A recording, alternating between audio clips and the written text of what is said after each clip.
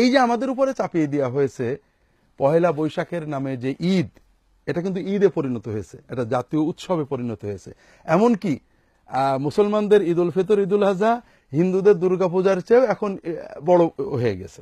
আমরা মনে করছি একটা ধর্মমুক্ত সেকুলার আনন্দ, ধর্মহীন ধর্মনিরপেক্ষ আনন্দ জাতিকে দিচ্ছি, জাতি হয়তো এতে। আপনি কি হেরার আলোয় আলোকিত হতে চান? আপনি কি সুন্নার আলোকে জীবন গড়তে চান? প্রফেসর ডক্টর খন্দকার আব্দুল্লাহ জাহাঙ্গীর রচিত কোরআন সুন্না ভিত্তিক জীবন ঘনিষ্ঠ বইগুলো পড়ুন, সুন্দর জীবন গড়ুন। ইসলামী আকিদা, হাদিসের নামে জালিয়াতি, ইহয়াউস সুনান, রাহে বেলায়েত সহ আরো অনেক বই। কোরআন সুন্নার সাথে থাকুন, জীবন বদলে যাবে। যোগাযোগ আর সুন্না ট্রাস্ট 01715400640।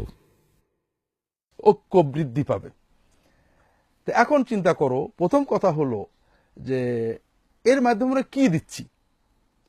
আমাদের দেশে তোমরা জানো বর্তমানে গত 20 বছরের ভিতরে নারীদের প্রতি অত্যাচার, ধর্ষণ, গণধর্ষণ এবং ধর্ষণ পরবর্তী হত্যা অ্যালার্মিংলি, অর্থাৎ মানে জিরো থেকে মানে হিরো হয়ে গিয়েছে। 10 বছর আগে যা ছিল এখন তার চেয়ে প্রায় 50% বেড়ে গেছে। আমাদের দেশের পুলিশ বেড়েছে, ঠিক না বেশি? আমাদের দেশে আমরা 20 বছর আগে পুলিশের গাড়ি ক্যাঁ ক্যাঁ করতে দেখিনি, আমরা সৌদি আরবে দেখতাম, এখন আমরা দেখতে পাই। আমাদের দেশে ডিবি, মানে এনএসআই, এনএসএফ, র্যাব প্রচুর বেড়েছে। আইন শৃঙ্খলা নিয়ন্ত্রণের ক্ষমতা বেড়েছে, শিক্ষা বেড়েছে, উচ্চশিক্ষা বেড়েছে। সবকিছু উন্নতির পরে এই যেটা দেখছো, এটা উন্নতি না অবনতি? এখন আমার মেয়ে, তোমার বোন, তোমার মেয়ে ছোট থেকে একটা ট্রমা, একটা আঘাত নিয়ে বড় হচ্ছে। আমি অরক্ষিত, সে রাস্তায় যায় এবং ভয়ে থাকে, মা খুব সাবধান থাকিস। তাহলে এই যে সাইকোলজিক্যাল মানসিক ট্রমা নিয়ে এই মেয়েগুলো বড় হচ্ছে, এরা জাতিকে কি দেবে?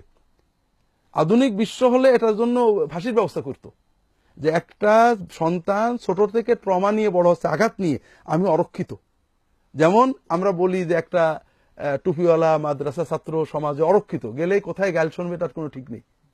ঠিক এটা না হয় এরা মৌলবাদী মোল্লা এদের না হয় হলো, কিন্তু আমাদের সমাজের সকল পর্যায়ে বাদ দিয়ে সকল পর্যায়ের নারীরা কিন্তু অরক্ষিত, এবং অরক্ষিত ভাবটা বাড়ছে। বাড়ছে মানে ন্যাচারাল না, অ্যাবনর্মাল ভাবে বেড়ে যাচ্ছে ভয়ঙ্কর ভাবে। এটার বড় কারণ হলো এই জাতীয় ঈদগুলো চাপিয়ে দেওয়া। কত হলো সমাজ গ্র্যাজুয়ালি পরিবর্তন হয়। তোমরা দেখবা ইংল্যান্ডে, আমেরিকা, ইউরোপেতে এই ধরনের মেলা টেলা হচ্ছে, ওদের একদিনে হয়নি। ওদের সমাজটা গ্র্যাজুয়ালি আস্তে আস্তে এইভাবে আসছে। আর আমাদের উপর এটা চাপিয়ে দেওয়া হয়েছে। আমাদের সমাজের পূজা বলো, ঈদ বলো, প্রতিটি সামাজিক বড় বড় অনুষ্ঠানে, মানে মেলা বলো, খেলার অনুষ্ঠান বলো, সেখানে সমাজের মুরব্বীরা থাকে, মুরব্বীদের সাথে ছোটরা থাকে, একটা সামাজিক বাঁধনের ভিতরে এগুলো চলে। এটা আমাদের যুগ যুগ ধরে ধরে আসা সামাজিক বাঁধন। আমরা এটাকে লম্বা টান দিয়ে ছিঁড়ে ফেললাম, যে এগুলো সব অন্ধত্ব, অন্ধকার, আমরা আধুনিক হব। যেমন মোস্তফা কামাল আতাতুর্ক বলেন আমাদের আধুনিক হতে হবে। আধুনিক হতে হলে কি মাথায় হ্যাট লাগবে, টুপি পরলে পুরনো, আর হ্যাট পরলে আধুনিক। পাগড়ি খোলো, হ্যাট পরো, দাড়ি চাষো, ক্লিন শেভ করো, টাই পরো, তুমি আধুনিক। আর যে হবে না তার গলা কেটে দাও, মাথার টুপি খোলো, আর নিলে গলা সহ মাথা কেটে দেওয়া হবে। তো তোমরা তো মনে করো যে হ্যাট পরলে আধুনিক হওয়া যায়। একটা বান্দরের মাথায় হ্যাট পরালে সে আধুনিক হয়ে গেল। আধুনিক মানুষের আধুনিকতা তো হ্যাটে নাই, তার ভিতর থেকে হইতে হবে, ঠিক না? আমাদের অনেকটা এরকম হয়েছে যে আমরা ওই ইউরোপ আমেরিকার যে উৎসব, এগুলো অনুকরণ করলে আমরা আধুনিক হয়ে গেলাম। ইউরোপ আমেরিকার উৎসবগুলো ওদের আধুনিক বানায়নি। ওদের কর্মস্পৃহা, ওদের পরিশ্রম, ওদের মানবাধিকার রক্ষা, ওদের নৈতিকতা ওদেরকে আধুনিক করেছে। তুমি গত 200 বছরের ইউরোপের ইতিহাস পড়ো, এখন ইউরোপের মানুষের যে মানবিকতা, তার নৈতিকতা, মিথ্যা বলতে জানে না। তুমি পাসপোর্ট দেবে, বলে আপনার জন্ম তারিখ কবে, পাসপোর্টে লেখা আছে, বলবে না, তুমি বলবে, তুমি মিথ্যা বললে মিথ্যাটাই লাগবে। মানুষ যে মিথ্যা বলতে পারে এইসব, এটা তো বুঝতে পারে না।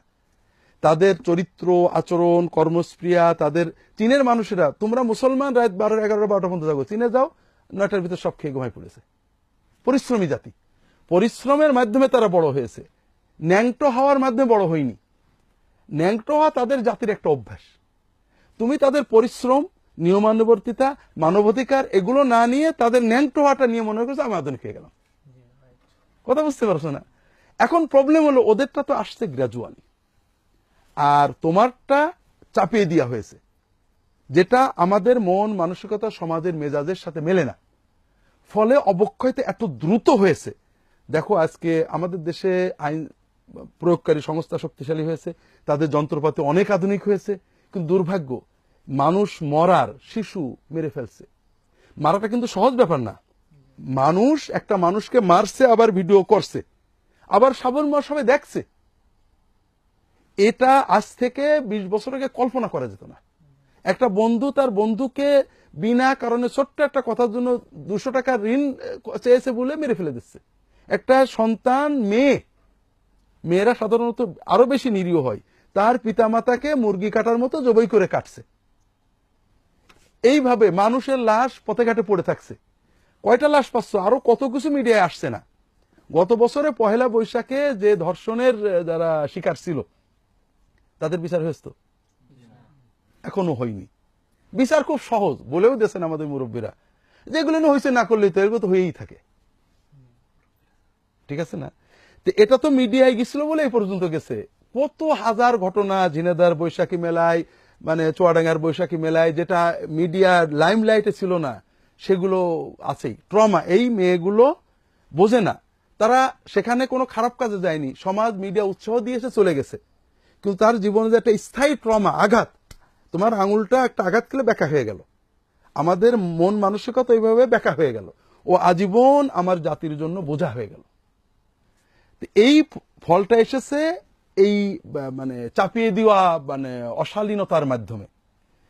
আমরা গত 3-4 দিন আগে প্রথম আলোয় একটা আর্টিকেল পড়লাম, সেটা হলো যে আমাদের দেশের উন্নতি, তিনি লিখেছেন ঢাকার রাস্তাঘাটের উন্নতি হচ্ছে, বড় বড় ওভারফ্লাই হচ্ছে, আরো অনেক হবে, ঢাকা এখন আধুনিক মানে সৌদি আরব, আমেরিকা, ওয়াশিংটনের মতো হয়ে যাবে। তো উনি লিখেছেন এর দ্বারা উপকার হচ্ছে কত পার্সেন্ট মানুষের।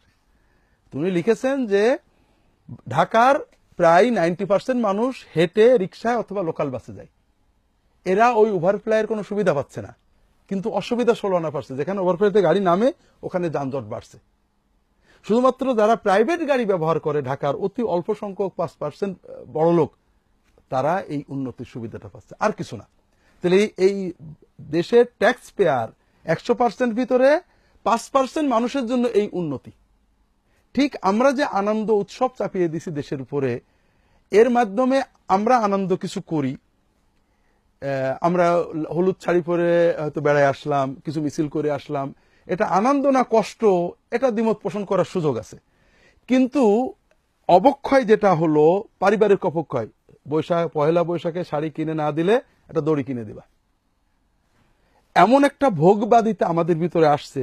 ঈদেও মানুষ শাড়ি কেনে, কিন্তু কোনো ঈদে শাড়ি না কেনার জন্য গলায় দড়ি নিয়েছে, এটার কোনো ঘটনা নেই।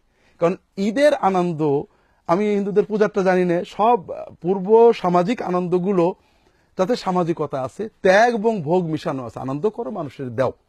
কিন্তু পহেলা বৈশাখ আনন্দটা মিডিয়া তৈরি করেছে, এমন ভাবে একটা ভোগবাদিতা তৈরি করেছে, দিতেই হবে, যত শাড়ি থাক পহেলা বৈশাখ নতুন শাড়ি দিতে হবে, আমি ওই শাড়িটা পরে ঘুরে আসবো, না হলে তো আমি একবার শেষ, তার মানে মরেই যাই।